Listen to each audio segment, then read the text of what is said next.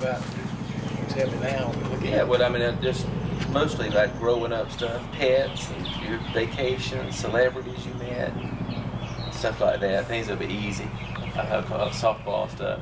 Yeah. But we will, we can talk about some other subjects if you want to. But if there's any time, like if you have to get up and go to the, or need to call, do what you normally do, because I can always edit this. Okay. Yeah, don't have to stop it, just I can edit it later. So do what you need, whatever you need to do. Kate, is it going? Yeah. Oh, it is. Dad, tell me a little bit about. I was curious to know more about because I know we had. What you called him Granddaddy Espy, John J. Espy, and then Granddad Major, and both of them obviously were in the bank, and then you're the next success story in the family. But what can you tell me about the Granddad Major's CNS involvement with CNS Bank? I've always been curious about that. Okay, well, do you want to talk a little bit about the history of the bank first, as far as Granddad Espy, and then Daddy? We can do that. We can do that if you want to tell me something about that. That's fine. Well, okay, the bank the first National Bank of Headland was actually started in around 1912 or 1915. When Granddaddy Espy, John Jolly Espy, and George H. Malone, which is Wallace Malone's granddaddy. And then when the Depression came in 1933, looked like there was going to be a closure of a lot of banks, and there was another smaller bank in town, Farmers and Merchants Bank, so they decided to dissolve our bank and Farmers and Merchants Bank and form it as the Headland National Bank. We were the lead bank in the formation. It was chartered as a national bank, again as a national bank, the Headland National Bank in 1933. And my granddad Espy was the first president of the bank, and Mr. Ligon Solomon was the cashier and executive vice president. And anyway, in 1934, my granddaddy was killed in a wreck. Can you tell us what you know about that wreck? I know you obviously heard it because you weren't born well, then. Right, and I have a little clipping on it that my daddy gave me, but he and Mr. McClenny, Alto McClenny, were going down to Apalachicola to get oysters and come back, and they were coming back, and a load of kids were going to the beach, and they passed a mule and wagon right in Rehoboth, Alabama, and hit him head on, and killed my granddaddy and cut Mr. McClenny's arm off. And I remember Mr. McClenny when I was just a small boy, seeing him and knowing him, but I never knew my granddaddy. Did Mr. McClenny ever tell you some stories about it, or even talk about that accident? No, I just remember seeing him as a small, really, just a little child, and Daddy would point him out to me, but and knew where he lived, and he was just an older guy that never get around, but he would be kin to Tice McClenny. Yeah, okay. Well, what about some things that maybe Granddad Major would have told you about his dad? Do you remember anything in particular other than? Yeah, his dad was really did a lot of businesses. He was actually got a law degree and actually made a lawyer, and he had a law office in Dothan at one time and opened several businesses. I think, according to Larry Smith, he probably owned more businesses and started more businesses than anybody in Southeast Alabama. He and Mr. Malone were some of them together. Mr. Malone had quite a few of them as well. But anyway, he was a real, you call him entrepreneur. Did a lot of different things, and well known. And he was also the choir director at First Baptist Church Headland for about 25 or 30 years. The choir director? Choir director at First Baptist Church Headland, John Jolly Espy. So it was obviously a volunteer type position. Volunteer position. Okay. He was actually the director. And because my daddy was the Sunday school director for about 30 years at First Baptist Church Headland, so our roots go back to the First Baptist Church a long ways. And family. Was the church always in that location? It was on the corner right there at where it is. They rebuilt it in the 1890s. I think the first, the original auditorium had been remodeled. The reason I asked that, Larry Smith told me that the next to Wattie's family home, where Wattie had his death penalty research and all, when he moved back from Tuscaloosa, that there's a First Baptist cemetery was connected on that near that property, the old First Baptist cemetery. Right. But as far as I know, it's always been there. Now, originally, I think it was called the Bethlehem Baptist Church, and there is a Bethlehem Baptist Church on 134 now. But it didn't. But when they rebuilt the church in the late 1800s or early 1900s, they renamed it First Baptist Church. Actually, it was the Headland Baptist Church, and later years it became First Baptist Church of Headland. Okay. But anyway, we have a long history there in the church, and as far as the banking business, then after my granddaddy got killed in the wreck, then Daddy was 26, and they asked him to be the president of the bank at age 26, and he was the youngest bank president in the state of Alabama. And does that still hold true today, as far as you know? As far as I know. He was the youngest at the time. There aren't many at 26. No.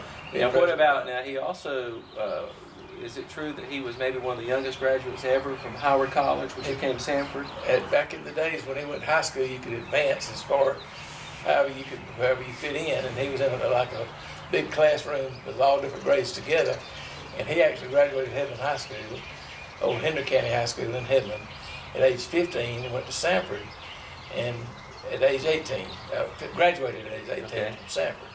And I remember one story he told me was that he went to Sanford, he didn't own a suit, and his daddy gave him $5 to go buy a suit, and he got a seersucker suit for $5. And that was his first suit. But another thing about my granddaddy was a hard worker, but he didn't believe in play much.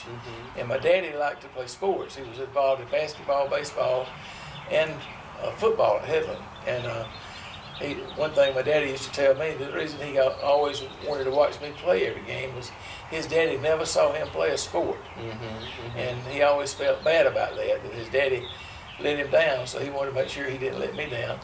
And I sort of took that tradition with my boys as well, and tried to make sure that I watched y'all play. And of course I was coached, many years, about 11 years of Pee Wee football and Little League baseball when y'all were all coming along. But anyway, my daddy and granddaddy always had a feeling of community. My daddy was one of the charter members of the Headland Kiwanis Club, and one of the first things he asked me to do when I came back to the bank in 1966, I graduated Auburn in December of '65, and went to work on January the 2nd, '66, and that was on a Monday.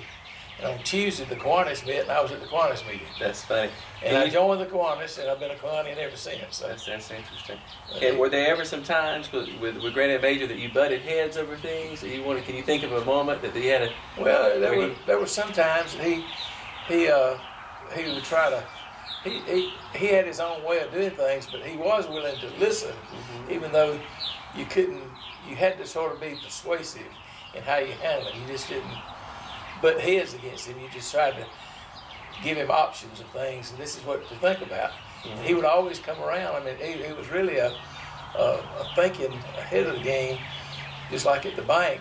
When he died in 1980, we had just remodeled the bank and added up, tripled the size of the bank. And one of the things he always wanted to do, we'd always done our banking at our correspondent banking with First National Bank of Dothan, which was later South Trust Bank, later Wachovia, and now it's Wells Fargo.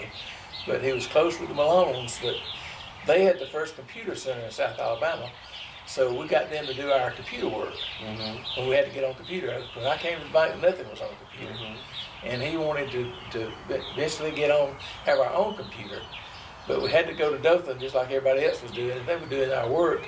And I would go every day down to Dothan to take all of our checks and work, and they would run the work.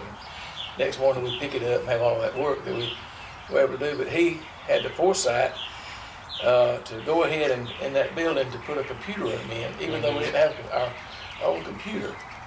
That was in 1980, right after, in fact, the day he died, we were moving into the bank. He never got to move into his office. But he sort of, based on what I've heard, resisted that expansion a little bit, didn't he? In the beginning, and then he saw later on that we needed that it would be a good thing to do it. But he had the foresight then to add the computer room. None of us thought about it. Now, was he alive to see this expansion entirely completed? Yeah, he saw the bank finish. Yeah, he had a stroke in the fall of 1979 and died in April of '80. And the bank had been being built up about a year and a half. So it was finished. And what sort of involvement, how active was he in helping design the new bank? He was real active in the plans of the bank and what was there. Like I said, he's the one that came up with the idea of building a computer room. Even though we didn't have our own computer. I want to check and make sure this is still going properly. Yep, everything's good. You'll just cut this Oh part. yeah, I can do anything with it. So you can even get up and go to the back and keep it on. It's okay.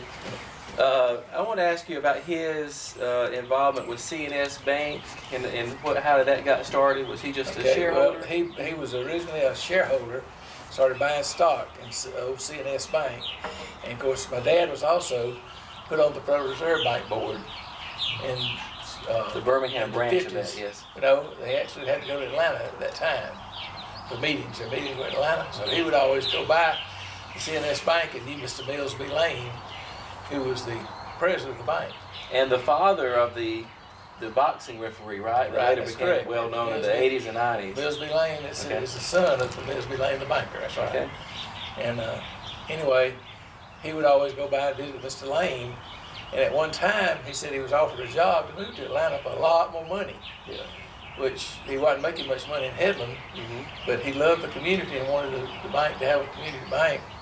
And he always said that he wondered what would have happened, but he always thought he made the right decision because he loved being in the small town of Headland and where he grew up, and he felt good that he was able to do that and stay, and felt like even though he turned down the money wasn't as important as people. But actually, overall, too, I'd say he expanded more here. In terms of land and other things that he couldn't have done in a big city. Right. I say, and Waddy said that he always liked to say he wanted to be a big fish in a small pond, as opposed to be one of several big fish in a big pond. Well, I never heard him you say didn't hear that. Never heard him say that, but he was real active in doing a lot of different things. Of course, the Mercantile Company was a family business that was started in 1902.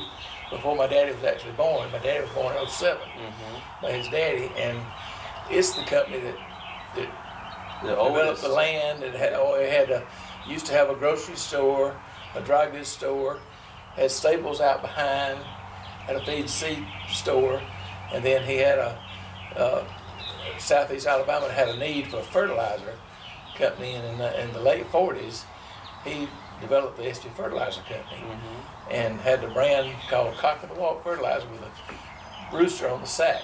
And I have one of those older sacks, which Regina had framed for me for Father's Day gift several years ago, and it's in our bedroom now here, showing the Cock of the Walk brand fertilizer. But he was big in that, and then they moved the original plant on out Church Street and built a big new plant. Of course, at the time they built it with asbestos. That was the thing to build it with then. Schools were built with that too, right? That was part of the construction. It was just a big plant, but the building is still there. It's just deteriorated now. We'd like to sell the building. We've had it rented to somebody wanting to store hay there for a while, but it's right now nothing's being done there. But he also owned, at the time, used to get a lot of rental property. He had some homes around town, and in later years it got to where the rental property was not very profitable, and we got out of that, started selling the property. And we still have the farmland and one or two buildings around the square that we still own. But we had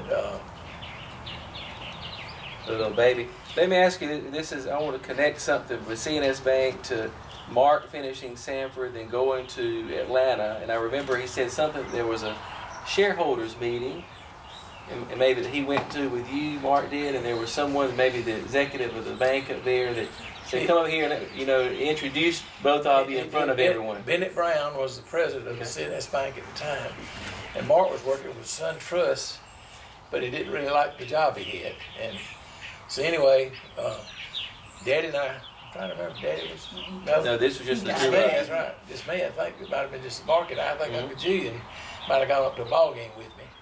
And then Mark and I went to the meeting. I just went to the stockholder meeting, and anyway, met Mr. Brown and introduced him to Mark. And after the thing, Mark got Mr. Brown's right-hand man, that was the personnel guy's name, and he made contact with him after that.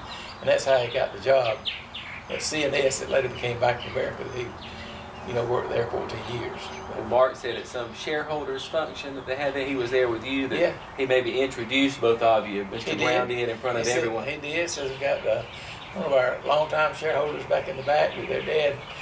Mark's dad had stock in the bank, and he's back there as a shareholder with his son, Mark Jr. And introduced us to the crowd that day. Now, when you were going in the early days of banking, you were going out to on these banking conferences. I'm sure you would meet people that knew Granddad Major in the banking. What are some things that they might tell you about him?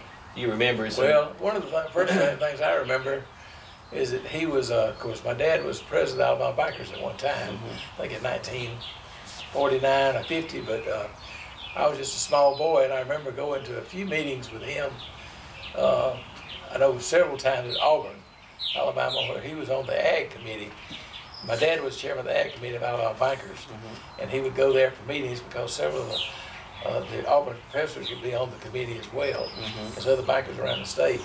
And as a small boy, I would go with him, and later on when I went to Auburn, several of the professors remember me as being someone that taught me that was on the committee.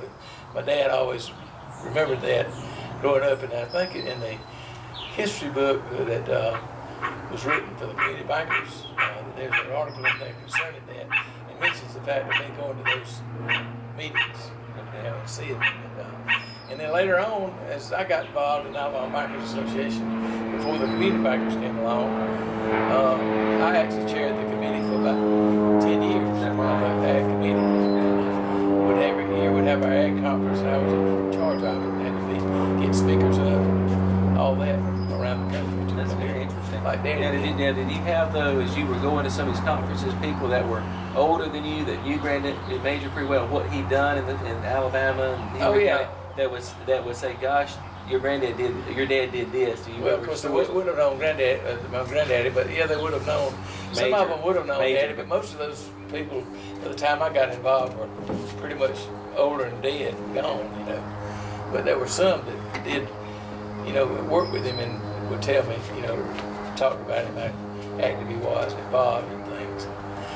One thing we used to do, my dad started as chairman of the Ag Committee, was he was involved in 4-H, raising money for 4-H, and he used to write the banks every year. And I know when I was in the Ag Committee, I started it back, because I remember Daddy doing it, to send in a minimum of $100 to Alabama 4-H, and that's how we raised a lot of money for 4-H.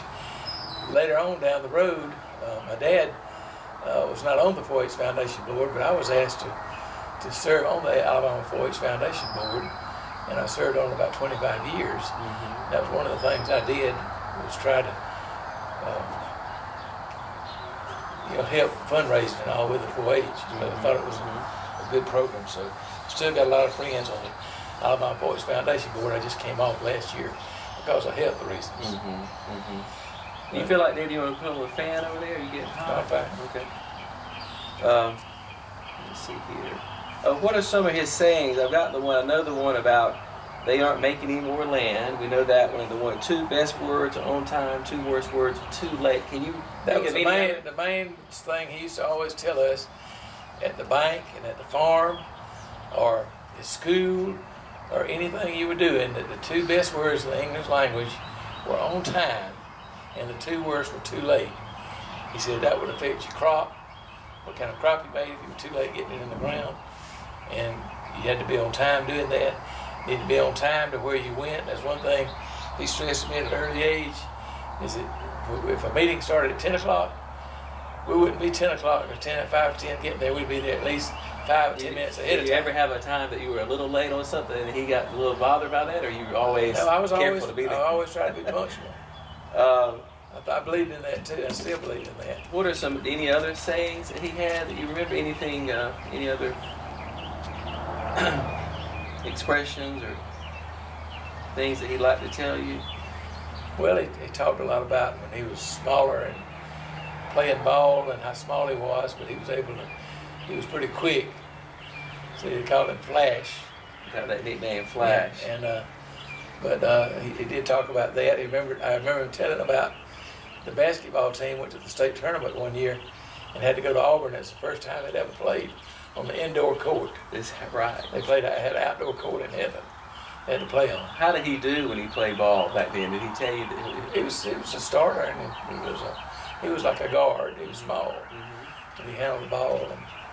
But I've got some of the write-ups that will tell where he scored points in games and things like that. Some of that stuff that Larry Smith wrote, I think he sent a column of that. But he enjoyed it and enjoyed his I always enjoyed sports. I remember as a small boy, he'd take us to Auburn to ball games. I remember one year we went up to see Auburn in Kentucky, and he carried his Auburn FSU tickets by mistake, which was the next week. And so that's something Uncle Jim would do, right? Went over to the ticket office and explained it to him, and they gave him 4 more tickets. They looked at where he had them and gave him 4 more tickets, whatever it was. I remember another story that we carried his brother-in-law, was my Uncle Roby Lee, who was a longtime pastor in this area, carried him to his first college football game. And he said that back in those days, you know, now they don't let you carry an umbrella into the stadium. There was a lady 2 in front of Brother Lee that had an umbrella, and it was disturbing the lady right behind her. He was sitting right in front of Brother Lee, and she kept telling her to put the umbrella down, and she didn't do it. And finally, the lady in front of Brother Lee snatched the umbrella down and broke it, and said, "I came to see the ball game, not a damn umbrella." That's funny. That reminds me of Mark. There was something at a game a few years ago that there was someone blocking him. Mark told him to sit down. The guy turned around and said, "I paid for these seats. I'll stand if I want to." Yeah. And Mark stayed quiet. Yeah. That's funny. What can you tell me? Oh, I remember you used to say that Granddad Major with the Coca-Cola stock, he had a certain kind of a weekday or something. Sort of like buying the CNS stock. He had a guy that came from Atlanta named Mr. Leslie Smart. That was his name. And he would show Daddy when I came to the bank. He always had a little day calendar book, and there was a certain day that Mr. Smart went through and wrote down for every month, buy Coca-Cola, and Daddy would buy 10 shares or whatever, you know. And he finally built up, and of course Coca-Cola turned out to be a really good investment. And I've still got some of the Coke stock that came from Daddy, and as well as the Bank of America stock. Of course, the bank stock lately it's not done as well, but the Coke stock, the Coke stock is really held up. Okay. And it's okay to have pauses if you want to go in there and do the bathroom. You can. No big deal. Yeah. What about this? Is something that Aunt Marilyn enjoyed talking about in Granddad Major in 1971 when Jeff came along and I was more Natalie. Yeah. And he was all excited about that summer. He had 3 pictures. Always had a picture holding all 3 of y'all. One thing, another saying that Daddy had that was always real funny was that there ought to always be a child rocking age in the mother's arms. Is that right? He always thought he'd like to see a child rocking age. So he loved children. He loved his grandchildren. And that particular year, because he had 3 grandchildren in less than 2-month period, from May to July, there was 3 of them born. It just tickled him, you know. So he would have been the kind if he could have had twins every time, he'd have been happy. That's funny. Because he wasn't looking after them like the mothers and the grandmothers. That's right. Well, what did he think though when I was born and I was given his name? Of course, I had Granddad Victor's name too. But what did he say anything? No, you think about that? He was thrilled about it. You know, to have one named after him. Because he always appreciated the fact that you were named Major, even though we didn't call you Major, we called you Allen. But Major was a part of his name, and actually was a part of his granddaddy's name in Ozark, Major Carroll. You know how many generations it's been down to me? 6. Is that right? 6 generations down to me. Yep. And I remember growing up, a lot of folks would think he was a retired Army Major, you know, but that was his name. We'd have to say, no, that's his name, not his title. Yeah. Natalie was telling me that she heard stories from her mother that Granddad Major liked to go to the fish camp. I think the same fish camp we pointed out, he liked to take the grandchildren there. He did. When I remember when Leslie at least was little, he'd always sit her up there she was the only one, I think, at the time. He would sit her up there in those little emphasis seats right in the middle of the table. We all would eat around it. He's always wanted to go. To sort of show them off or something? Fish camp, just like the fish camp, and then he always wanted any family to go with him. Of course, as the family got bigger, and later on he couldn't go and take. But I remember also going down to the Circle Grill in Graceville in Virginia, and I've been eating there lately quite a bit, and I talk about the fact that Mother loved Circle Grill. Actually where she started coming up with her recipe for Thousand Island dressing. Is that where I got it from there? Because she loved their Thousand Island dressing. And then she developed that recipe, and that's one thing I've sort of carried on. It's a good dressing. It's this Thousand Island dressing recipe. Bowie's. What? Wasn't Bowie's a place that you would go? Oh yeah, we'd go to Bowie's as well. Because you and I took the children there for the first our engagement. Of course, Bowie's was one of the first places in Dothan that had regular type, you know, country type cooking. And butterfly shrimp. Right, and all, and that was. I'm surprised the Circle Grill is still open. That's Same Circle Grill, yeah.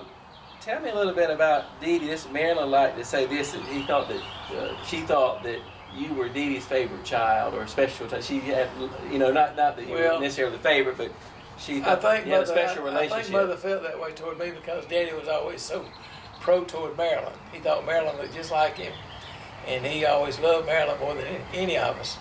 Seemed to. It came out outwardly. So that Mother would try to show Mila and I more love because of that, I think. And not that Daddy didn't love us, it's just she was the first girl. That's right.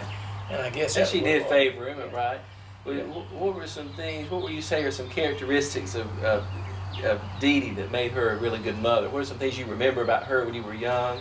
I know she liked to cook and do various things. Well, what I remember is that she loved people, and she always loved to help people and do things. And she didn't go every Sunday to church or Sunday school because she was at home. Daddy always expected her to have a meal. So she didn't even go when he was going to church all the time? Yes, she went some, but I'm just saying, when he expected meals on the table, she was home cooking and having it ready when we got back from church. But she was real active in the circles and the WMU and serving at the church as far as helping anybody that, I'd say she was great at when people passed away, going and taking stuff to the family. She loved doing that. That was her servant attitude, which is what Christ wants us to be, a servant. And I think she showed that to me in the way she lived her life. She didn't have to show me by going to church.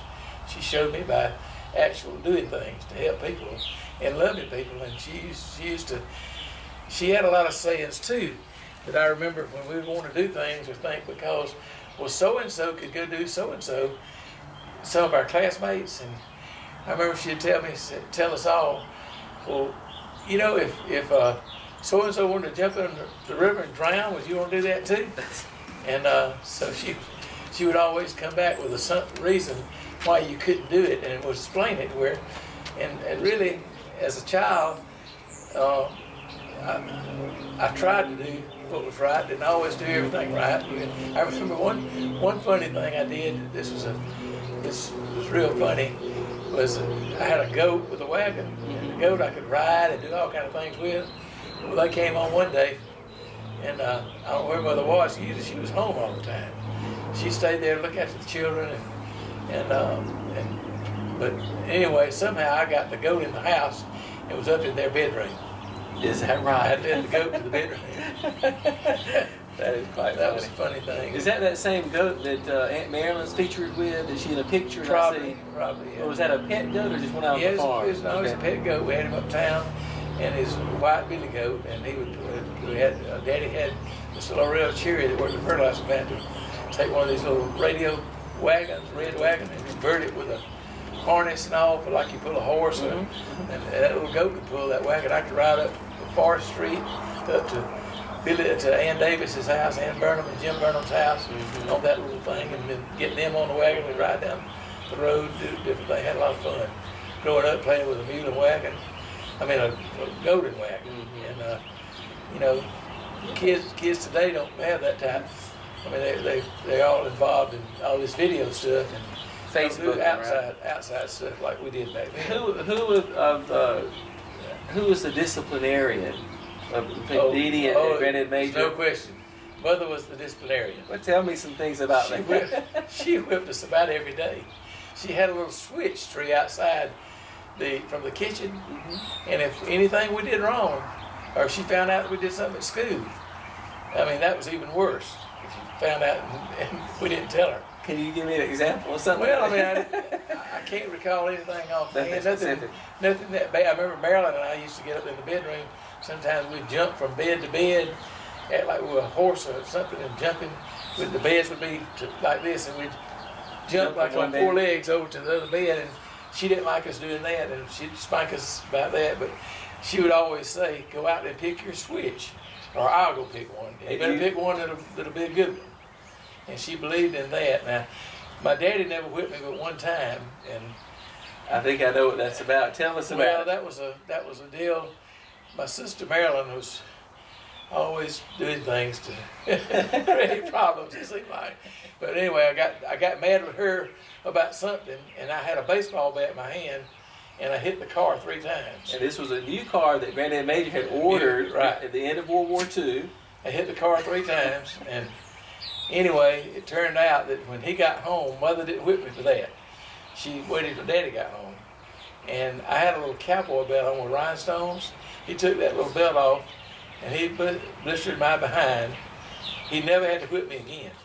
All he had to do was tell me that you were going to get something like that. Right. And Uncle Waddy told me about. They said he was as mad as he's ever seen Granddad Major. Yeah, that's right. What age were you? I was probably about 7, 8, maybe. Yeah. Marilyn was maybe 5. I was 6. But anyway, I'll never forget that. I remember, as a matter of fact, it was in the den where the piano used to be. Remember, next to the kitchen, and he sat down on that stool at the piano and put me across his lap and put me right there. And Waddy said at first when he came in, he was so upset, and you could hear his voice change. He was, and you went hiding in the house where you were trying to hide from me. Yeah, but he knew where to find you. But anyway, so I remember that. So that's good. Now getting back to pets, you mentioned the goat. I want to hear the tell about the monkey. That's the most fascinating thing. Well, actually, I had 2 monkeys. I had a squirrel monkey at one time, and I had a rhesus monkey later. The squirrel monkey I really did like. He had a long tail, it was cute, and he was a really nice pet. And he stayed. We had a little heating room in the house where the furnace was, and Daddy had Mr. Laurel Cherry built a cage for that monkey, and he stayed in there. But we could take him out, put him on a leash. He'd sit on my shoulder. I remember sitting at the dining room table one day, eating a banana sandwich, and the monkey reached over and get the banana, put it in his mouth.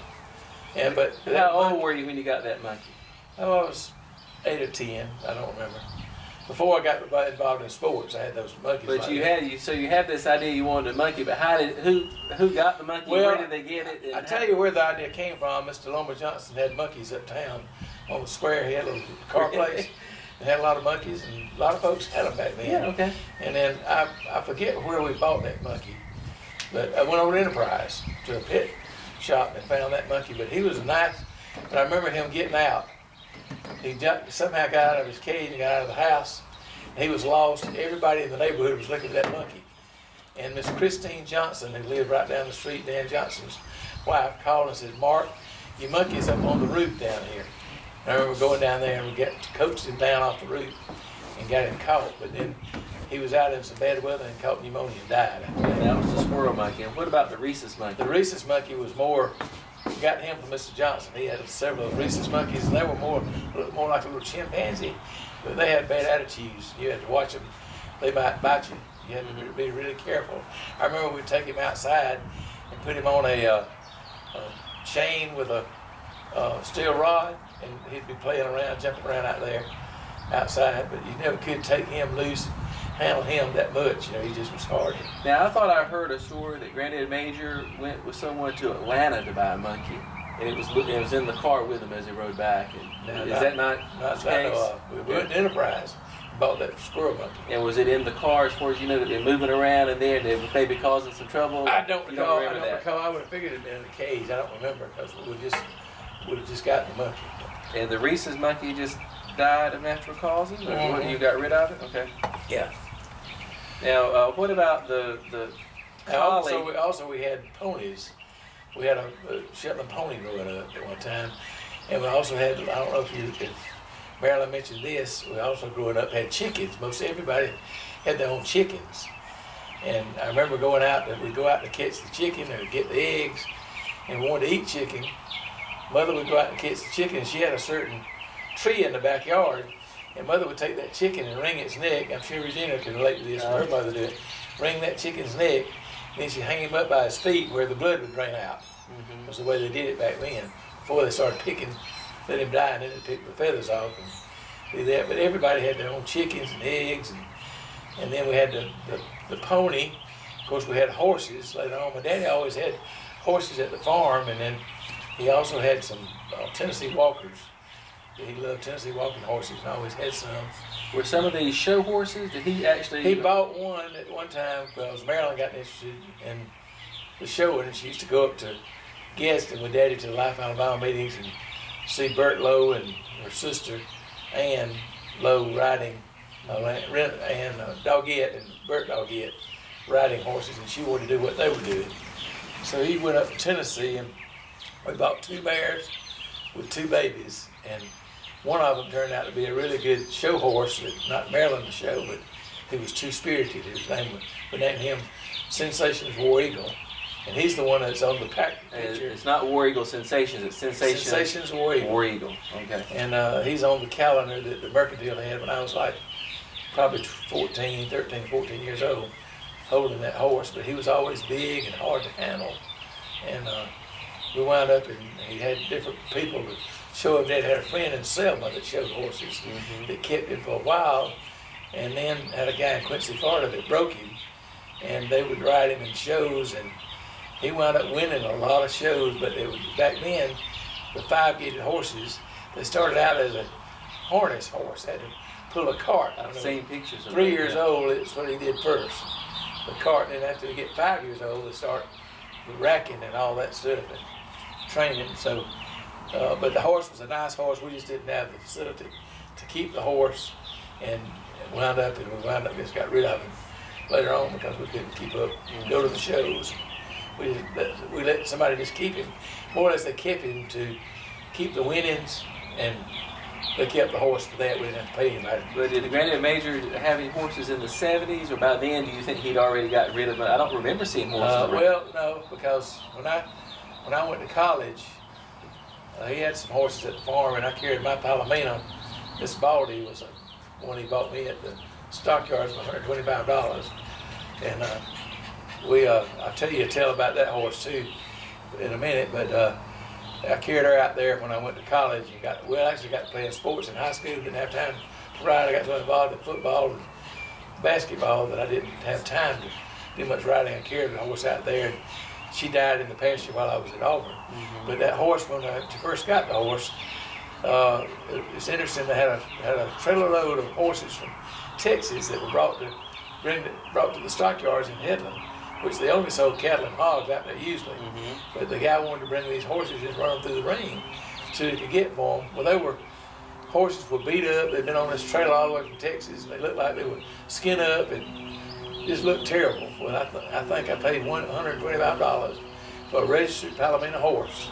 Of course, the horse wasn't broken.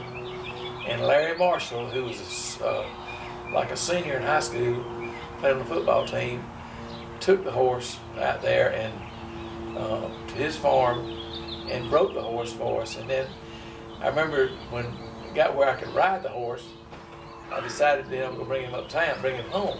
Well, back then we didn't have horse trailers like now, and only had these big trucks where cattle could go up high. You'd have to have a chute to drive them in there. So horses, pretty much, you rode them wherever you wanted them to go. So my daddy went out there. He had a white Ford car, and he carried me out there, put me on the horse, and was going to follow me home.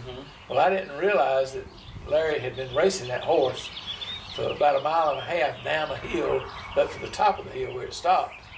And when I got out on the road, that horse, I got on the horse without ever riding around and seeing how she would do. I'd ridden a time or two, but I felt like I could ride her. And all of a sudden that horse started racing, and I couldn't stop it. And wound up, and I was just holding on to the saddle horn and praying that I wasn't going to get killed. And I looked down the hill about 1/2 mile away and could see a little wood bridge on that road at the bottom of the hill. I said, I just hope the horse stays in the middle of that bridge. Otherwise, it's going to be a bad accident. So sure enough, she went right through the middle of the bridge. And then once she started uphill, she got to slowing down. And you jumped off. No, she got to the top of the hill, stopped. And from then on, she was okay. I stayed on her, but my daddy couldn't keep up with me on the car. The horse was out running the car, and he was scared for me, but I just held on and stayed on the horse. And then we turned and went toward the country club and got on 134 going back into Headland. Of course, the 431 wasn't out there then. Was it just pasture land, or well, it was a roadway of any kind? Yeah, there was an experiment station, road right by the experiment station where Hardy's is. Just the road was right straight across 134, right across the old 431, which was a single lane. Okay. And I rode the horse all the way down to the square in Headland, took a left, went down Main Street, That's funny. and went home. That's how I got the horse home. That's funny. But the horse usually didn't like anybody riding it but me. It pretty much would throw anybody else off but me. And my daddy actually got hurt riding that horse later on because the horse slipped and fell and did a lot of damage to his ankle. Is that right? Yeah, and he was out of work for a week. Yeah, he said that's the first time he'd ever missed work. So you probably didn't ride horses anymore Because for of that that horse. year. Yeah, oh yeah, no, he rode after me. Tell me a little bit about the collie Pal. Well, now the first collie was Sport. Okay. And Sport, I always had a collie named Sport. And later on we did have a Pal. But was Pal the dog's name that we had, Regina? Sassy. Sassy. Okay, well Pal was later on got another collie. Didn't name it Pal, but I had Sport was the name of my collies. And back in those days, back behind our house, a lot of blacks lived in little shotgun houses, and I'd there play with them, and they used to go out there and watch them when the mother would be out there with a big black pot, you know, boiling their clothes. That's how they clean their clothes. I'd be out there with them, and they'd come to my house, do things, but sometimes they would want to cut through our yard instead of going the way they should go, that little back road, Virginia, that comes out by Bobby Ross. Anyway, it just happened that the dog would really bark and try to keep anybody out of the yard. And I waked up one morning on my birthday, I think it was about my 13th birthday, my 12th, and went out to feed my dog and found him dead. And we determined it was poison. Figured somebody back behind there poisoned because they didn't like the dog barking at him, you know. Anyway, I got another dog then, named it Sport, and he looked just like that one, but it was cute as could be.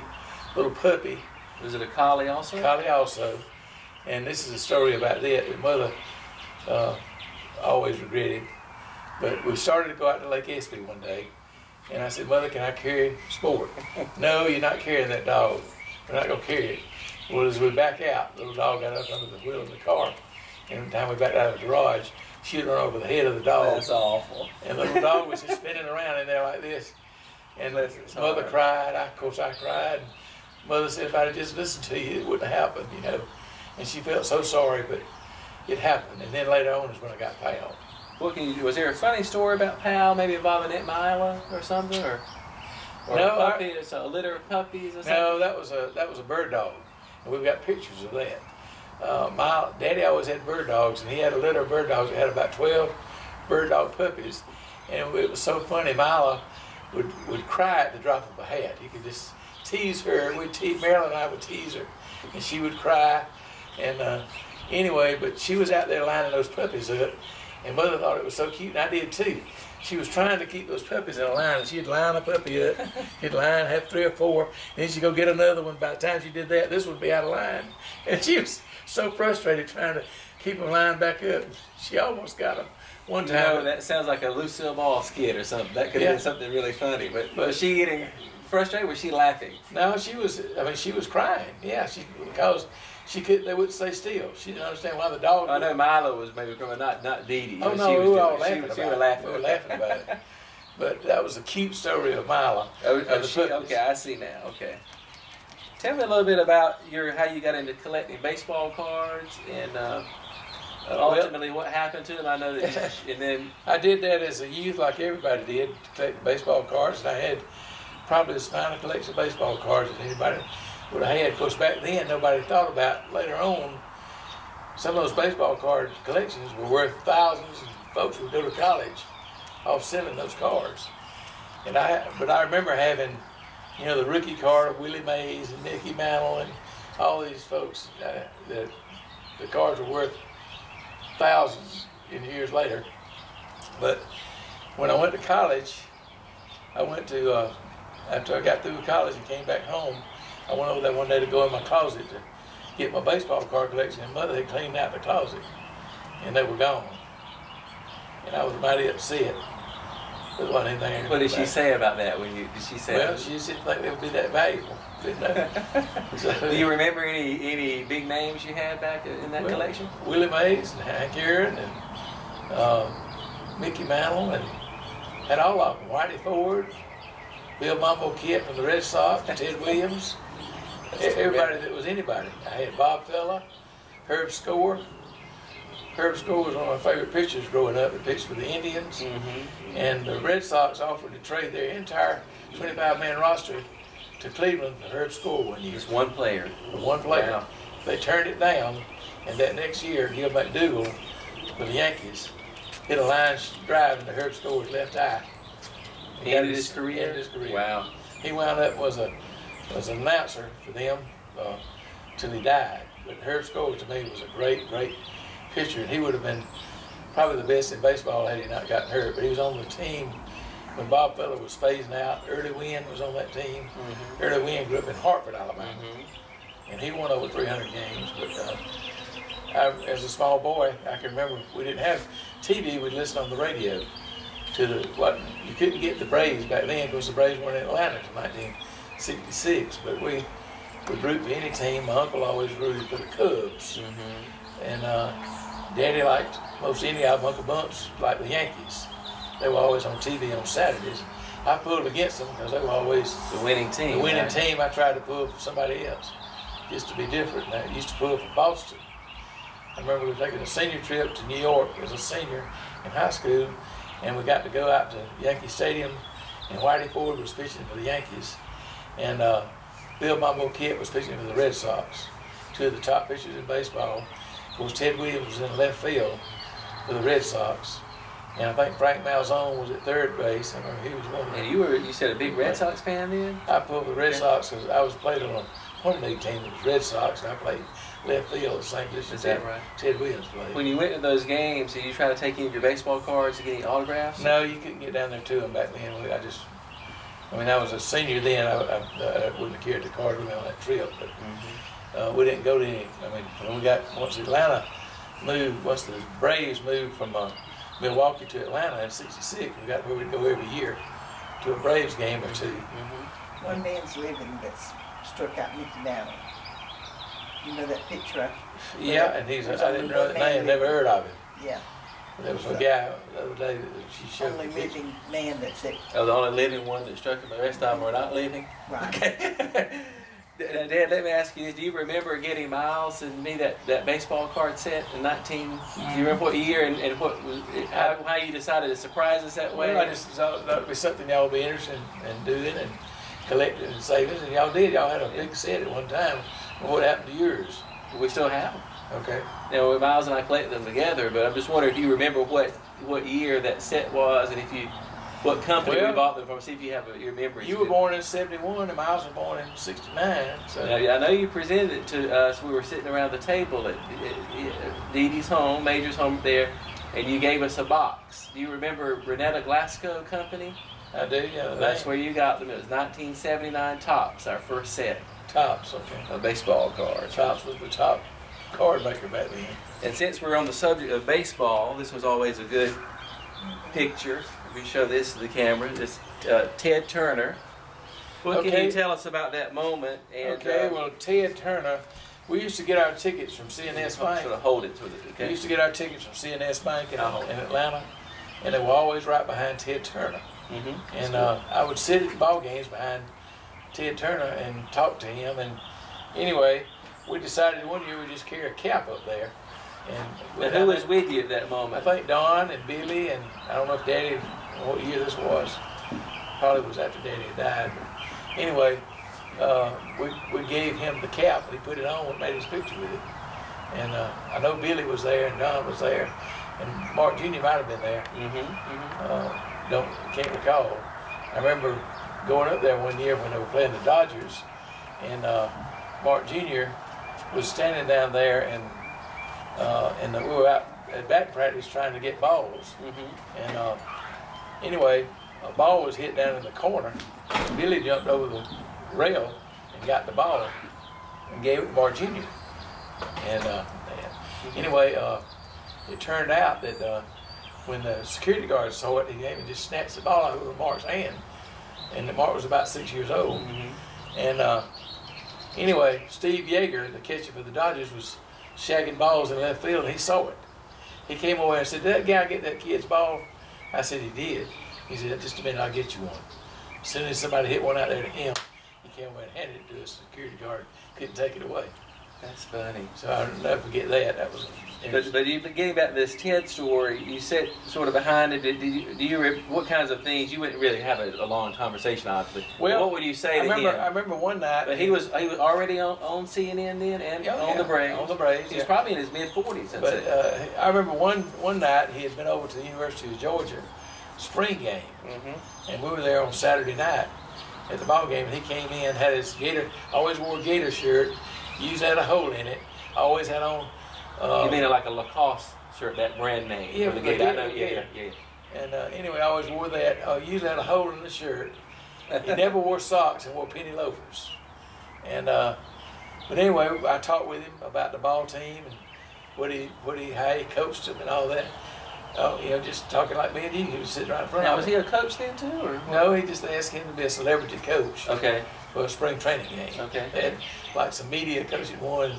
He was CNN. They got him to coach them. But anyway, we sat, like I said, behind him many times. And I remember one year that his children were down there with him, and had a cute little girl, and she came by, and I had her to sign a program for my son Miles, who was sitting there about the same age. Really? Okay. And when I did, Miles just ripped the page off and tore it up. Well, you would think, of course, what if Miles had ended up with her at Ted Turner on in the future? That's funny. That's a classic story. Now, they've asked you this about the tickets in the back in that day, and you said C&S Bank. Who would go about getting the tickets? I'm assuming when Granddad Major was living. Well, all we had to do was call them back. Well, we had a correspondent account with them. And no, sometimes Daddy wasn't calling them. They'd always had plenty of tickets. Back then, the Braves weren't that popular. Weren't all that popular, and there were plenty of tickets available, and they always would have tickets that could just give you, trying to get folks to go.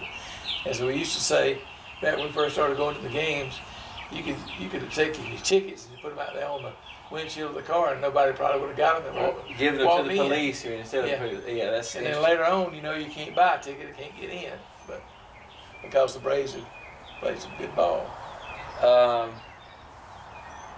Let's see here. I think there was something else I wanted to ask you about. Oh, what about growing up? Did you follow the NBA much growing up? And who was your team that you liked back then? I mean, up say through until you went off to college. I know baseball. Well, back then I would have liked the Atlanta Hawks because they were closer by, and they had a guy named. They moved from St. Louis. St. Louis Hawks moved to Atlanta, and they had a player named Bob Pettit that played at LSU. That later on he was in charge of banking school at LSU when I went there. Is that right? Bob Pettit was about 6'9" center, which back then was a dominating type player. But later on he wouldn't have been big enough to dominate. But I wasn't as big NBA fan as I was college football and then pro football and baseball. I always loved. But did you ever meet any great basketball players that or either became professional players or maybe going to a game? I met, of course, Charles Barkley is one of the famous top 50 players of all time, and knew him at Auburn when y'all used to go to basketball camps and things up there, and he was always very friendly and very nice, accommodating, and back then, and I still think a lot of Barkley today. He'll speak his mind and say about anything, but he usually has got pretty good thoughts about what he says. But what about? Tell me about that time that you saw Pete Maravich play. Oh, Pete Maravich came into Auburn. The first time I saw him was his sophomore year at Auburn, and Larry Chapman was the freshman coach at Auburn. Was a friend of ours, and he got us tickets. And of course, back then they had a sports arena that would seat about 2,500 people. And the students would have to go over there about 8 o'clock in the morning for a 7 o'clock game at night, just to line up and hope to get a ticket. And back then they would be so crowded at the ticket windows that the student to get the ticket, the only way he could get out is they'd have to pick him up and pass it back to the back of the line. Is that how they did it? Yes. That's funny. Yeah. And I assume that mostly men were getting the tickets in, because that'd be back in that day a weird way to pass a woman back over. Well, most of them were men. Guys getting but anyway. Boys. But they still, that's how they were able to get out. It'd be so crowded. But yeah, he came into Auburn and wore those floppy socks. Enjoyed getting to see Pistol Pete. Of course, I saw a lot of other good players like Kentucky, Cotton Nash playing there, and different ones. And one of my favorite players was always Henry Hart from Eufaula. They called him Podevil Hart, and he was a really good ball handler. He was sort of like being a Harlem Globetrotter playing college ball. And who did he play with? He played with Auburn. Okay. And he wound up, he made all conferences junior year, and then he liked to dribble and do trick things, so he was dribbling at practice one day blindfolded, and his knee slipped through a folding, one of these folding chairs, and he ruined his knee and had to have surgery. So doing that. He missed a whole year, came back and played his senior year, and the net was, not the Nets, the Knicks, drafted him in the 6th round. He wasn't able to play. Excuse me. He wasn't able to continue playing because of his knee, but he was one of the best players I remember seeing. Just watching, he would do things like fake over here and act like the ball was going that way, and the players would follow. He'd go in for a layup. I mean, it was amazing. So he was on the par with Pistol Pete Maravich. He's probably even better. I like him better than Maravich. Maravich was good. I'm not saying, of course, Maravich shot a lot. Henry Hart didn't shoot. He was a passing guard. I mean, he averaged 12 or 13 points a game, but his forte was just ball handling. But Maravich could shoot and handle the ball. And he was good. I'm not saying he wasn't good, but I like to watch Henry Hart. It always reminded me of Bob Cousy. That was with the Celtics years ago. That's one of the first Celtic teams I remember. Is Bob Cousy was the main guard, and of course Bill Russell was the center. How did you get those tickets in the 80s? Because you took Miles with me to the Atlanta Hawks Lakers basketball game. It was Magic, Kareem, and I went down and spoke to Pat Riley. I got them from. It was on a school night too. I remember. I think I got them from seeing Espy. Okay. If I'm not mistaken. You could call and get tickets. I remember going up there one night and driving back one night. It was in the middle of the week game. I'd go to see Barkley when he would come in when he played for the Sixers. Just because I liked him. But anyway, of course, talking about other athletes I met and known as Bo Jackson, and we've been to meetings, and Regina and I both have met Bo Jackson and talked with him. And Bo was probably the greatest athlete to ever play. I would, agree with that. But you talked with Peyton Manning and Drew Brees. Is that right? Well, Drew Brees. Well, you saw Peyton Manning. I've seen Peyton Manning and Terry Bradshaw, and I've talked with him, and actually got an autographed football from Terry Bradshaw, and I think Miles's boys. Yeah, that is.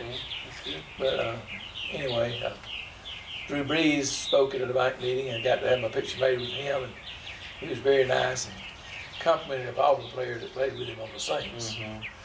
And but he's a good guy. But I've had an opportunity to meet some people like that through the years, and one of the best players I ever saw play was, in addition to Bo Jackson, would be Tucker Frederickson that played at Auburn. He was the #1 draft pick in the NFL in 1964. Had a class with him the year he was drafted #1. And used to ride the lab with him. Corvette, yeah. And that was, you said that's the year he was drafted #1? Right. He was #1 NFL draft, and he bought him a Corvette with bonus money, and he used to ride with him to the lab with that. Did he have a pretty good NFL career, or just so-so? He, about 5 years, he got his knee hurt and had surgery, and that limited him, but he was a running back. In Auburn, he played running back and also played safety on defense, and you would think he was a linebacker. He made more tackles behind the line of scrimmage. He was the most all-around player, even better than Bo Jackson, because he played both sides, that I ever saw. He was like a Jim Thorpe type. And he was just a big, good-looking, blonde-headed guy that ran about a 800-yard dash, just weighed about 225 pounds. Nobody could handle him. Of course, Bo Jackson was 235 and ran a 4'1", 40. Yeah. Tell me, the last time we talked, you were telling me how you were on a little trip with the family and you saw Elvis Presley. Tell about that. As a kid growing up, we'd take trips around, and a few celebrities I remember seeing was we went to Memphis at one time. We pulled up to a service station to get gas in the 50s, and this guy came up with a pink Cadillac to fill up next to us, and it was Elvis Presley. I'll never forget, it's right before we went off to the Army. So he was already big time then, but not as big as he would become. That's right. So he was obviously, but he was just by himself? Just getting started, he just pulled up on his pink Cadillac to get gas at the service station in Memphis where he lived, and we just happened to be there. Now the other celebrities... Did you say anything to him? Or did you... Yeah, we spoke to him. But, what did he say? What did he... You can't remember exactly? Hello. I think Regina would remember that, right? You would have gotten his autograph and a picture of something. So. I didn't think that much about him back then. I didn't know him. I knew who he was and knew the name. But another couple is Roy Rogers was always my favorite cowboy growing up, and I had the opportunity to meet him in the Cadillac Hotel in Detroit, Michigan. Yeah. My dad was up at a bankers convention, and somebody said Roy Rogers is over at the Cadillac Hotel. And I forget, we were at a hotel close by, but Daddy and Mother drove over there and we went in. And as he came down the lobby, we got to meet him and talk to him and walk out to the car with he and Dale as they were getting in the Cadillac to go off. And then about 3 years later, we were in Madison Square Gardens in New York, and he was a keynote for the rodeo. And he rode around on Trigger and would shake hands. So I got to be down over the rail and shake hands. And I had written him a letter as a boy about wanting Trigger. And I got a letter back from him. I don't have that letter now. Of course, he didn't remember you when you spoke to him later. He wouldn't have remembered that. That's interesting. Now, what about the story of Charlton Heston? Okay, we were in Salt Lake City, Utah, on a trip, and we pulled into a motel. Back then, we would go on trips, and Daddy was the kind that wanted to get as many miles as he could get in a day. We didn't know where we were going to stay, and then try to get a motel. So we were worn out, got into Utah, and Daddy pulled into this motel to go in, and there was a car right in front of us. Well, he went in to get a room, and while he was in there, Charlton Heston came out and got in that car right ahead of us. And so he came out and they said, well, we didn't get a room. Charlton Heston got the last room. I said, well, we saw him.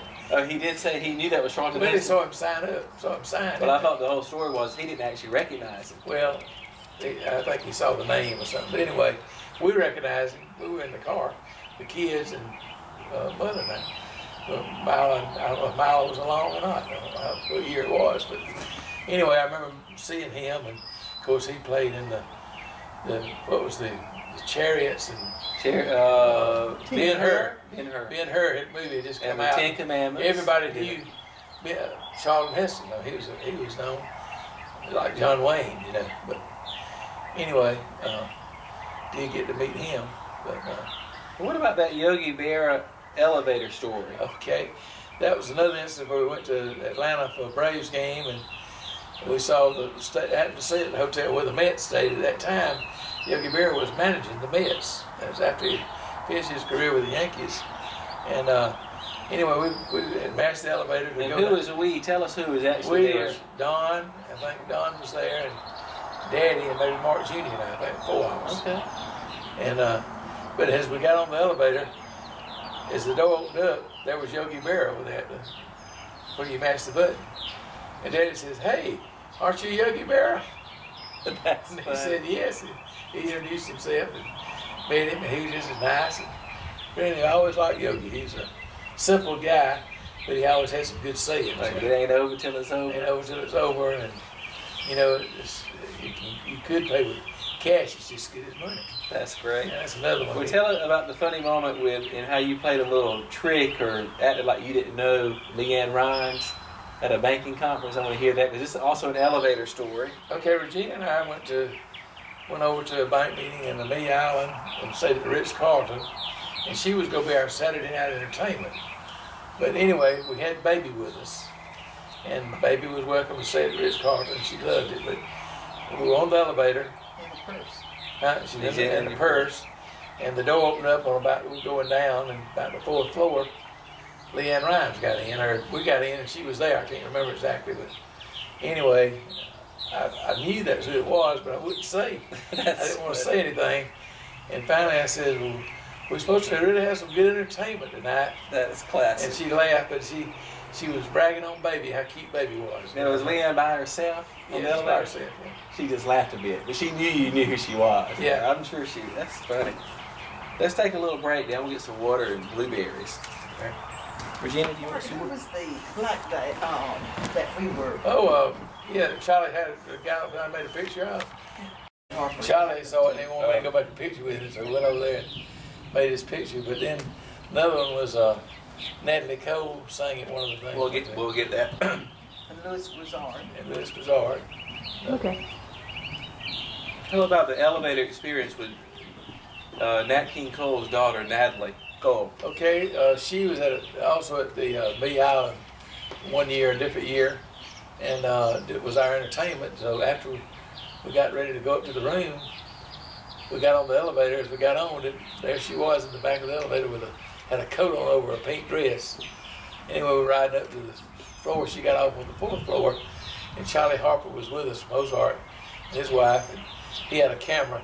He said, "Mark, here, come out here and make my picture with Natalie Cole." And he got there and hugged up to her and had his picture made with her. That's great. Well, you know, Nat King Cole was from Montgomery, Alabama. You know that? Yeah, he was from there.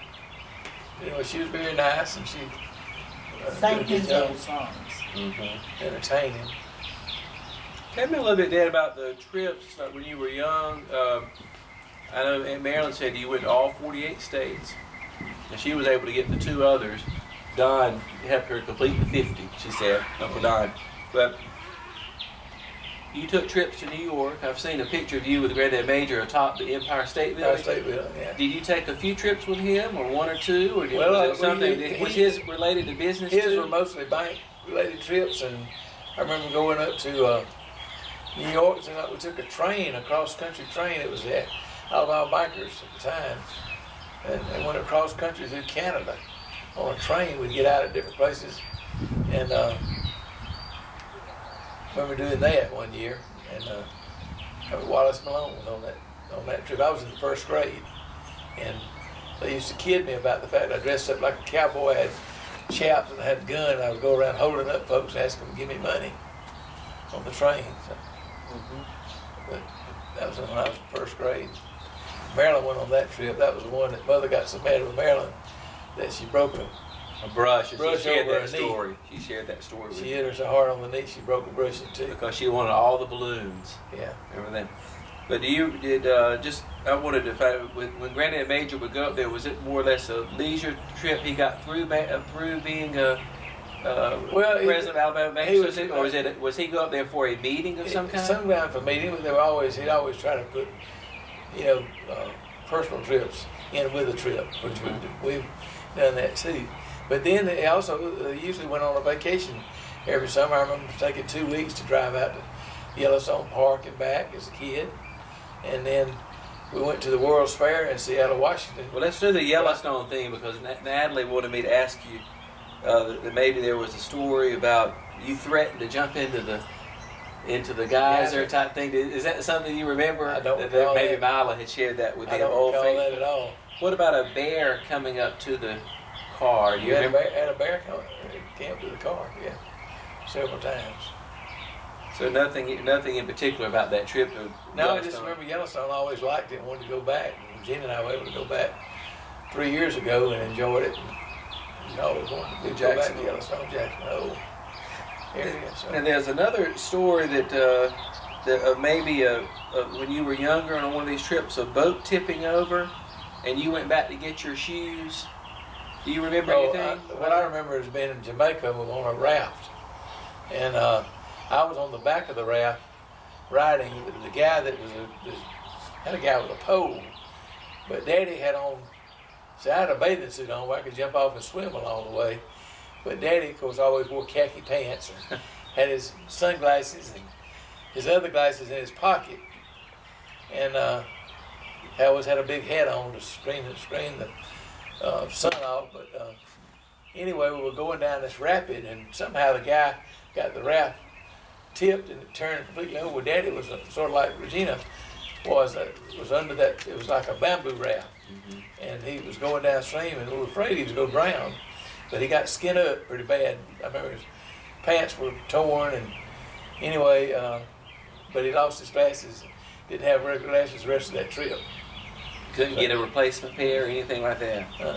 But I guess he still able to see, to go. But that was a trip to Jamaica, and that's where I remember the boat trip. Do you remember, because Marilyn said that on occasion that Granddad Major would go to New York and have to go places by himself, but he would always come back and bring gifts. Do you remember anything like that, or maybe him bringing you anything in particular? Not in particular. What about the time that he went to Russia, Ukraine, and all that? And because I found some correspondence that you wrote on the typewriter at the Espy Mercantile Company. Can you tell me what you remember about that? Well, he asked me to update him all along. He was over there, I think, about 3 or 4 weeks in Russia, and we always had a way to mail ahead of time to where he could get mail on the trip. But it was with a group from, I think it was just the state from agricultural trip from the state of Alabama, and he was selected to go to represent banks. And there were different ones. Moran Baxter from Headland was the mayor of Headland at the time, and he was a farmer, and he went. And George Grimsley from who was president of Wallace College at one time, was able to go. 3 from this area went, but it was a statewide group of men that went and toured just to look at the farms and different things in Russia. Do you remember him sharing any of that when he came home? I remember some of the pictures and things. That's about slides. All I remember. Nothing except he enjoyed the trip. Now, Aunt Marilyn mentioned there was one time, I think you were a high school senior, and the Granddad Major had to hire you to be a driver. You didn't want to go on the family vacation because I think you were dating Mother at the time. Do you remember that you drove? Because he always wanted someone to drive, and he needed you to drive. Do you remember that trip? Was that the one to Seattle? Yeah, that's it. Because I drove just about the whole way. I remember May might have gone on that trip with us. I remember one thing with Mary Owens driving one time. We were up on Pikes Peak, and May got in the car to start it off. Instead of putting it in forward, she put it in reverse. We almost backed off Pikes Peak. Scared us to death. That's fun. That's scary. It's scary. I remember another time that I'm trying to think if Mary Owens was driving and Mother was in the back seat. Mother was driving and Mary Owens was in the back right. And I remember them saying, "Can we go now?" And the one in the back right said, "Oh yeah, go ahead, it's clear." We started around this big truck, and all of a sudden another big truck was coming right down the road. All I remember is the 2 trucks got off the edge of the road. We were right down the middle. Is that right? Yeah, back in that day, no one was wearing seatbelts, right? Right. Did the cars even have seatbelts in? No, it didn't have seatbelts, and it was a single lane road, back then. That's how close we came to meeting our maker back then, as a kid. Tell me something about going on a trip, maybe a local route with Bill Van, our cousin Bill Van. Didn't you say he would sort of tag along or do some things? He'd go with Granddad Major on some trips? Well, he went with Daddy's son when I was in college to watch me play ball. I used to ride with him some. He'd ride with Uncle Jim to Auburn to games. Years ago, all of us went different times. But not necessarily on vacation the way Mary Owens. No. And why was she selected to kind of go on those trips? Well, because she's not married and she could drive. Give him another driver, Okay. Now, speaking of bad driving, I want to hear the stories of Aunt Mila at the fish pond, and also the concrete planter. If you remember that story, there was Nat that said she has heard this before. Well, no, it was a concrete fence. But, concrete fence. Nothing about a planter at the house. She was hard to tell how to drive, hard to teach how to drive. Mila was, seemed like. And anyway, I'd been teaching her over at the Methodist Church. I'd go over there and drive around that parking lot, teaching her how to drive over there. And then we went out to the fish pond, and big area around there. It was in the old cabin, and it had a concrete block fence around it. But I remember going up to the fence, and I said, "Mash the brake," and she hit the accelerator. He just jumped up and knocked the fence open. The car was up on top. And who was it? You were the only one in the car with him? I think Marilyn might have been there too. I don't know. Now, how did I don't recall. How did Granddad Major? Who was out there? Major and Edith? Were they? Yeah, they were there. How did they respond to that situation? Were they upset? Pretty upset, yeah. anyway, I don't know if she drove much after that till she got older, but it was hard mile. It was hard to figure out the gas and the brake, which was which, I guess. So it's always frustrating trying to teach her to drive. Trying to teach you to drive. Now, do you remember a time that we were parked out at we went with you to the farm? I did. I guess Miles or Mark could have been with us. We were out at the Espy silos at the Knowles farm, and it was parked up there. You were doing something, and maybe one of us hit it into neutral and started rolling down. Do you remember anything like that? No. Okay. I remember it, but you blocked it out. That was like on a truck. Yeah, we were going. He had to run back to put it back in park. And y'all were in the car. We were in the car, but it was not like going down a steep thing, but it was just backing at, but going down. One of us knocked into neutral, and you maybe just left the key in. How we decided would be. I want to hear the story when we went to the Sugar Bowl, and that time that I was out with Uncle Jim walking down Bourbon Street, and you came back. Okay, well that was the year that Auburn was playing Michigan and Regina.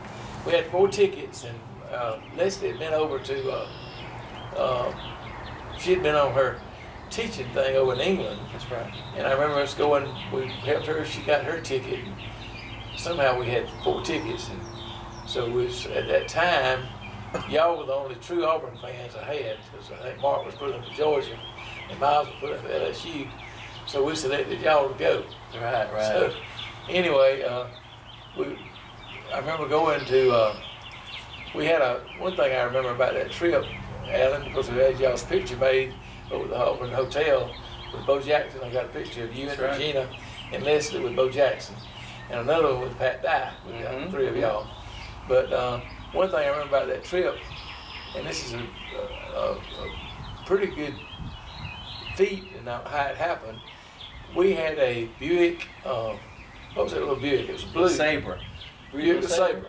Okay, that turned out the Buick Sabre was the official car for the Sugar Bowl. And so we got loaded up. They were getting ready to go practice at the Dome, the Auburn team. So they asked them to go out and get buses. So that was an illegal thing we did, right? We went out and got in our car, and so we were at the light waiting for all that barrage of folks to ease on up to the Superdome. And if you recall, a policeman saw our car and motioned us to get in with it. We were a Buick LeSabre. They were all Buick LeSabres going except for the buses. You got right in, and he escorted us like we were part of the group, and we got in it. Well, we wound up, if you recall, we just stayed right with the group. The police were leading us, and we wound up and got to the Superdome, and they opened a door, and we all just rode into the Superdome, inside the Superdome on our vehicle, and parked. Maybe 2 or 3 days before the game, or the day before? It was a day or 2 before the game, and they were having a workout. And I remember we were on the floor with the team.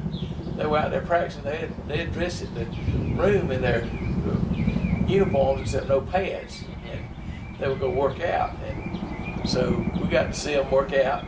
We got to see Pat Dye being interviewed by who was the announcer who said, "Whoa, Nelly." Oh, I know, Keith Jackson. Keith Jackson was interviewing Pat Dye. We were out there watching the whole thing. And one thing I remember is that Bo Jackson, somebody said, "You can hit the top of this dome with a football." He took a football and threw it to the top of the dome and hit it. And we were down there on the field watching the practice and walking around with the coaches, just like we were part of the group. That's right. I remember You remember that, Regina? Sure do. Had a great time. What about getting back to that, how you came back, and I had gone off with Uncle Jim, and I looked in the door. Tell that from your perspective. Okay, well, we were staying over at Jackie Van was working down at the Mayo Clinic hospital down there in Mayo Clinic, and they got us to stay over at the hotel. But that particular night, I forgot that Jackie was supposed to go with Dick Van to some kind of New Year's Eve thing. It was for the ball game was on New Year's Day, and he had this reservation that Jackie backed out. Well, they talked Regina and I into going into that, and we got stuck and had to go over there with Dick to that fancy restaurant where they took the tops off of the food. That's right. Put the napkins out. Remember that, Regina? And anyway, we went to that, and y'all rode down with Uncle Oscar and Jimbo and all of them down to Bourbon Street. But that night we got back to the room, you couldn't wait to tell us. We opened the door and you said, "Daddy, you wouldn't believe what I saw." Says, Uncle Jim opened the door to the place down on Bourbon Street. He says, I saw a lady that didn't have anything on top on. That's that's. And I could believe it, but you said I couldn't. Well, what's funny is the way I naked women. Naked women dancing on the table. I remember actually that we were kind of in the middle of the walking down Bourbon Street, and he didn't go open a door. The door just got open somehow, and I could see, but Uncle Jim was with me, so he didn't actually take me over there and say, "Look," okay, that kind of thing. But that's funny. Also, do you remember that time I went up and I saw Bo Jackson in his room? Were you with me, walking with me, or you came up and caught up with me later? No, you decided to go up there and tell you what floor he was on. Okay. If I'm not mistaken, didn't y'all get locked in the elevator? We may have, you mean? I think going up there somehow the elevator locked you on the elevator with Lionel James or somebody. No, well, I don't remember that now. But maybe with another play, David Jordan or maybe somebody like that. I think you went up to their room. I did, but I just wondered, were you with me or you came up? You never? No, we stayed downstairs and there was some kids would go up. You said you wanted to do it. I said, well, you just come right back down here. And we stayed down there. Leslie didn't go, just Virginia. When he came out to the hall? Lynn Smith, Terry and Lynn were there, and I think Lynn Smith was the one that knew what floor and took the boys all up. Because I remember he stepped out, he had his robe on, and Lionel was in the singing in the shower. That was quite funny. What about the story, Dad, that interests me of the meat packaging plant? And out back, I was at the truck or something. You went inside. It was hot, and there was some blood. Can you tell that story? Well, I think I carried a cane up there to kill it, and you rode with me. And saw that blood and got scared or something. Yeah. I remember correctly, but it was out at White Ranch Meat. That's right. I don't remember exactly, but I remember you going with me and get scared one time because you saw a lot of blood. That's right. They said they were going to clean it or something after that. What about, let's just transition over to Uncle Waddy for a moment and think about him. And what are some good things you can say that you remembered about Waddy that may tell you either how, maybe when he got into his career, his unusual career, do you remember anything unique about him, any stories that he would share? Well, Waddy was always an eccentric. I'd call him an eccentric type person, and entirely different. But he always enjoyed politics, and of course he went off to the Navy early. At an early age, like he finished high school at age 17 and joined the Navy, and he always told me that's when he started drinking and smoking. He was sitting in Morocco. And Morocco. And I remember the cigarettes he smoked were the strongest ones they made, if I recall. But anyway, he always said that was what got him started drinking. His drinking problem, which he hurt Daddy an awful lot in things he did. And can you tell me some positive stories? Well, the positive thing of that is because of how he did, Marilyn and Mylon, I saw that, and we never wanted to take or drink alcohol, and never did because of it. And I told Waddy that one day. I was carrying him up to the VA hospital in Montgomery. I said, well, if anything, he was talking about how bad, he had done, and how he had hurt Daddy and all this. I said, well, if nothing good came of that, the three of us never did want to drink because of it. We stayed away from it because we saw how bad it was. So he said, well, he would have to say if it was saved us from that it was worth it to him.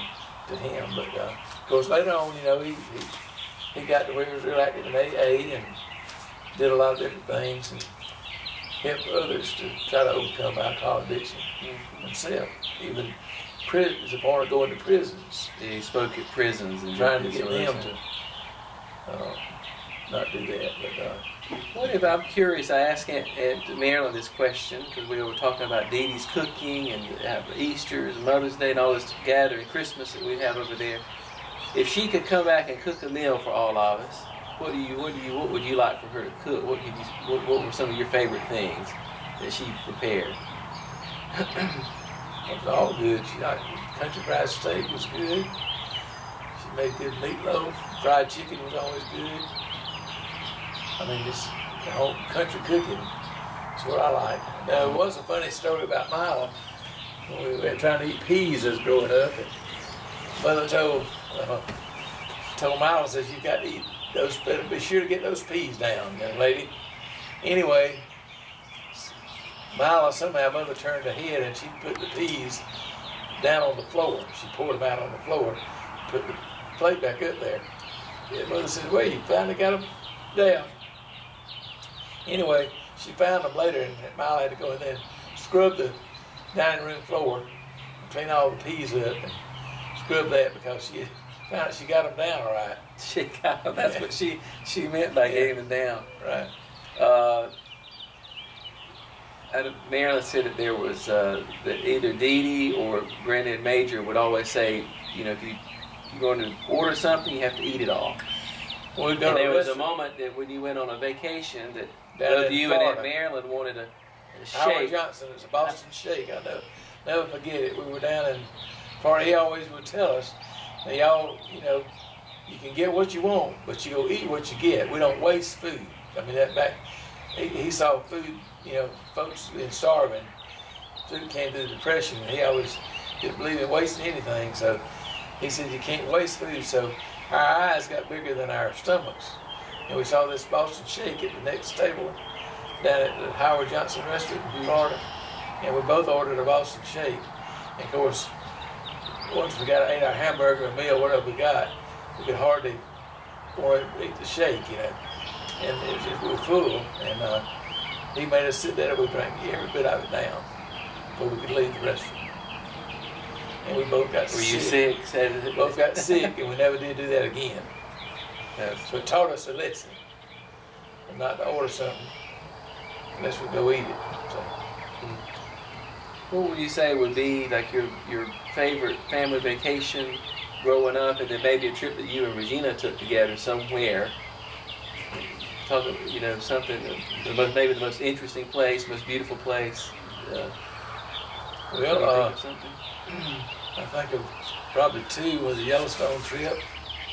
I liked it better than the Seattle trip. Seattle was all that fair stuff. I wasn't big into that. But the Yellowstone trip, and probably the trip that we made across Canada and wound up in Banff, Canada, that Regina and I actually went to later on and enjoyed. But the Banff, Canada trip was a pretty trip. Of course, I say for Regina and I, of course, we had the trip to Hawaii was mighty nice that we did.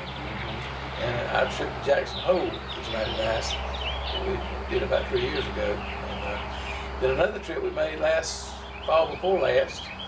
And Regina did this and got me to agree to go on it. I actually missed 2 Auburn games, but I thoroughly enjoyed it. She got through AAA, got us hooked on a bus trip. We didn't know any of the people, about 22 people I think on the trip. And we met in Boston at the place where the Boston cream pie was originated. The Omni Hotel. Omni Is Hotel. that where you stayed? Parker Okay. Omni Hotel. Okay. That's where we met, the group. Okay. And we checked in the room that night, and this lady that sort of put the trip together came by and met us and gave us our packet. Said be down the next morning at 9 o'clock in the lobby. And we met the other folks, didn't know any of them. But had a great time and didn't have to worry about driving. Went 5 states, and we'd stay 2 nights some places. One night some of the trip was about 10 days, and then we expanded it to go down to Cape Cod, and we stayed, rented a car and did that. So we were up there about 2 weeks. And to me, that was one of the most enjoyable things that I think we've done, and I wouldn't mind even doing that again. Sometimes that was fun. The fact that you didn't have to drive, had a bus driver driving you, putting you out and doing it, made it easier. And I think that's something we could do. Yeah. Even now, with health problems. Well, and even on that trip you went, there's another sports thing that happened to you on that trip. I remember you sent a picture to me, or Regina sent a text picture that you met some basketball players at a hotel. Oh yeah, Marquis So Daniels. anywhere you go, there's always some. Tell us about it. Yeah, we just happened.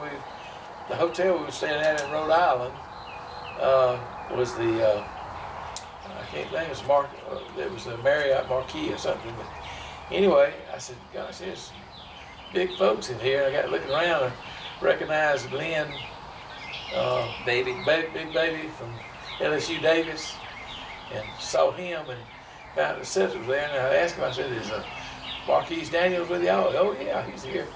Anyway, the next morning, we never did see Marquis that night. We saw Shaquille walk through. What did you think of him when he walked through? Woo, he's a monster. But the next day when we started on our trip, we were going to our bus to get on our trip, and they said the Celtics were loading up to go practice. Well, I just walked by there, and there was Marquise Daniels from Auburn sitting there, and went up and told him who I was, and I used to watch him play, and go and say, oh, yeah, like he remembered me, you know. I don't think he could have, but anyway, I said I'm a scholarship donor. Went to all your games, enjoyed it. He was really nice, and he made pictures and emailed them back around, and folks were trying to figure out which was Marquise and which was me. That was our hair was the same. Yeah, that's right. Anyway. Is that a hawk circling around there, or a vulture? I mean, not a vulture, it would be a buzzard. Buzzard. Okay, we're going to be talking about the farm. Yeah, talk about the farm, son.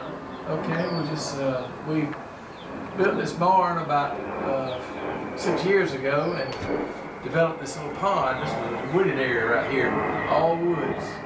And once we built the pond, it really beautified the place. And we had talked about fixed a little place over there. We could have a porch on the barn. We could come out here and stay in a little office. And I don't know, later on, Regina got to talk about drawing up a plan for build a house for the kids to come to the location. I said, house for the kids. I said, we need to downsize and build and enlarge that little house and let's move out here. So she drew the plans and herself. We don't ever have a blueprint of this house. Is that right? She drew the plans herself, and anyway, we got the house finished. We've been out here 4 years now, and thoroughly enjoy it, and enjoy my horses. And tell us a little bit about your horses. And I know you had them when you had horses. You were young. When did you start thinking you wanted to get more horses? Well, as grandchildren got big enough to want to ride some, I just thought, well, I'd like to come out here and get some horses. So I bought a horse and had it in town, and then we decided to put the barn out here and could do more horses. And so we've the American quarter horses are all registered, and we've got some really good blood horses and some nice ones. And got one baby over there out of a shiner named Sue that won the World Championship in 2010, Virginia reigning, and World Championship last year, and working cow horse, the American quarter horse World Show. So anyway, I just had bred to him before he did that, and he's won 2 things 2 years in a row since then. But he's a really good horse out of Shining Spark, who's probably the top horse in the world. What horses do you like to ride? Which ones would you jump on? Well, my favorite one is not here right now. She's down at Cottondale, Florida, being bred to a stallion down there. Her name is Patches. She's out of a 2-eyed red book, and brought her in Nebraska when she was 4 months old. I ride her mostly, but now there's also a buckskin over there that we raised out of a mare that we bought. It's called Smokey, and go riding him. And this son of Cash is a 9-year-old mare that's the mother of Shining Sue. She's fun to ride, and she's also got another baby that's 3 years old. But once I get over this illness, I'm start riding him. He's 3 years old. Now, but this is, when you're looking back, because I knew you were talking about putting a pond out here years ago, was this kind of what you envisioned in a way, or just kind of part of it was, but then it grew into something? I couldn't envision the pond because this is all woods and snaky all through here. And once we got Dugan Thompson was the guy that built the pond, and once he took we kept every good big tree we could keep, and it took all the trees out of the middle of the pond, and he was able to make it look like this. You know, once we saw it, it made you want to move out here then. It's totally beautiful. Was this property then? I was curious because in talking with Waddy, I know that where the livestock barn was, where Granddad Major opened it, and I believe he said this property out here once belonged with his mother's side of the family, and maybe Granddad Major acquired it. Is that, do you know anything about that? This is the Griffin farm here. Okay. What this was called. But the livestock thing might be that. Might be that. I think it was over there. Might have been. Yeah. Okay. But anyway, this was called the Griffin farm. It's the one farm that Daddy left me.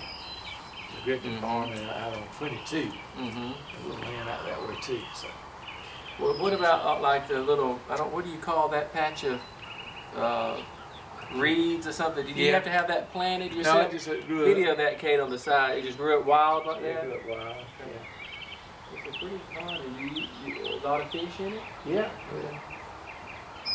We ate fish about 2 weeks ago out of the pond that the Richbury boys caught in and cleaned for me.